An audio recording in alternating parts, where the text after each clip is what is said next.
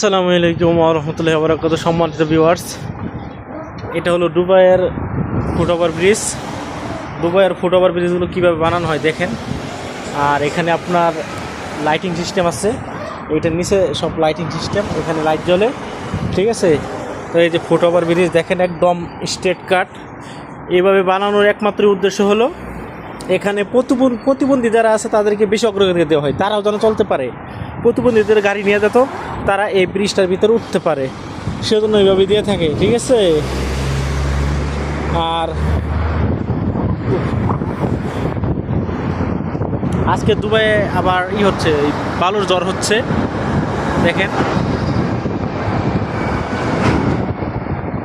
আমি প্রতিদিনই এই ব্রিজ দিয়ে আমার চলাফেরা করতে হয়, প্রতিদিনই। প্রায় এই ব্রিজটা কীভাবে বানাইছে, প্রত্যেকটা ব্রিজ 4টা করে থাক, আপনারা দেখছেন এই 4টা করে থাক, এই দিক দিয়ে উঠা লাগে। মানে এভাবে উন্নত পদ্ধতিতে বানিয়েছে। এই দেখেন এখানে আবার লাইট আছে, এইগুলো লাইট সব, ঠিক আছে। রাত্রেবেলা হেভি সুন্দর লাগে এই লাইটিং যেসব দেওয়া হয়।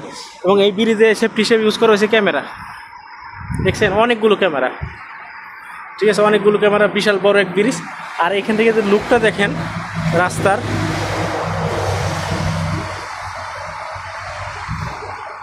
ঠিক আছে। তো ভিউয়ার্স, ফুটওভার ব্রিজটা কত সুন্দর দেখতে পাচ্ছেন। আর এখানে ক্যামেরা, এই মিডিলে 2টা ক্যামেরা দিচ্ছে, ঠিক আছে, সেফটির জন্য। লাইট, তারপর আবার এখানে আবার এই সামনে একটা ক্যামেরা দিচ্ছে, সেম, ঠিক আছে। এই যে এখানে একটা ঘুঘু পাখি বসে আছে, দেখেন ঘুঘু পাখি ভয় পায় না, দেখছেন। কাছে গেলেও ভয় পাচ্ছে না ঘুঘু পাখিটা, কারণ এটা দুবাই, ওই জানে আমাকে ধরবে না। আর বাংলাদেশের পাখি এরকম কাছেই আসে না, ঠিক আছে। ভিউটা দেখেন,